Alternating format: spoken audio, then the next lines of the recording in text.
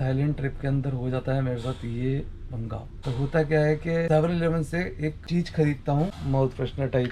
सो मैं क्या है कि सुबह ट्रेन से उतरा, मैंने इसको खाया and you won't believe it, this thing is happen, this is allergic issue and it's still there. पूरे शरीर पे चक्के हो रखे हैं, चक्के इन द सेंस जैसे कोई चींटी काट लेती है तो फिर वो छोटा छोटा हो जाता है ना, ऐसा हो रखा है। तो दिक्कत क्या है दोस्तों कि दिल्ली जहाँ मैं रहता हूँ वहाँ भी होता है। तो होता क्या है कि अगर मैं कुछ जैसे मुझे कुछ एलर्जिक इश्यूज है तो मुझे खुद को भी पता नहीं है कि मुझे क्या नहीं खाना चाहिए, मुझे क्या खाना चाहिए। तो मुझे कई बार ग्रेप्स जो अंगूर होते हैं उनसे ये चीज़ हो चुकी है। मुझे कैंडी आती है, नाम तो मुझे पता नहीं है उसका एग्जैक्टली, उस कैंडी से भी वो इशू हो चुका है मुझे एक बार। अब होता क्या है कि मुझे एकदम रियलाइज हुआ ये चीज़ कि ये चीज़ ट्रिगर हो गई है। तो मैं फेरी की टिकट लेकर बैठा हुआ था, अपना मोबाइल चार्ज कर रहा था एंड मुझे रियलाइज हुआ कि कुछ तो हुआ है, ये इचिंग टाइप का हुआ और हल्का सा एक पॉट हुआ इसके अंदर आँख के नीचे। और मैं तुरंत एक मेडिकल स्टोर था वहां भागा, सूरत थाने के अंदर। उस बंदे को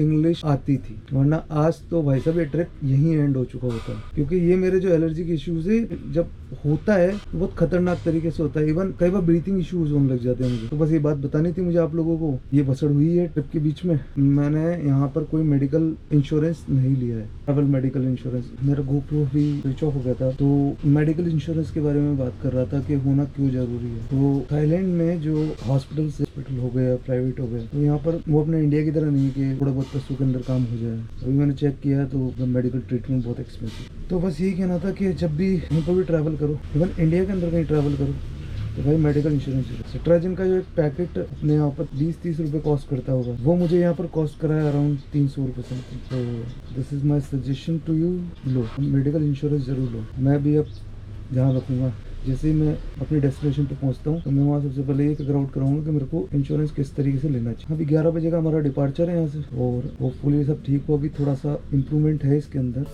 फिर हमारी बस पियर की तरफ बढ़ने लगती है।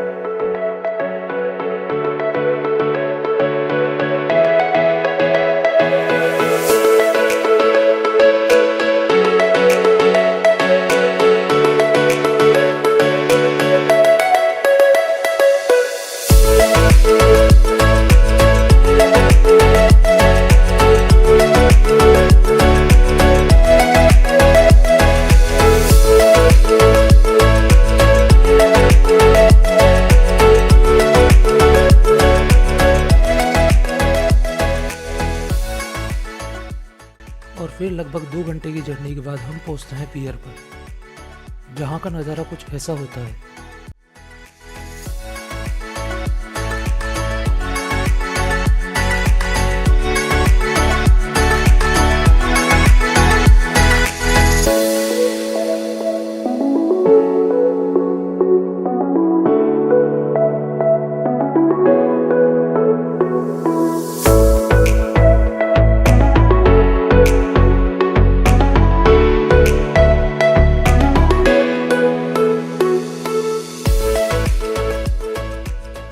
और आप लोग जो ये सामने देख रहे हैं ये है कोह सामुई।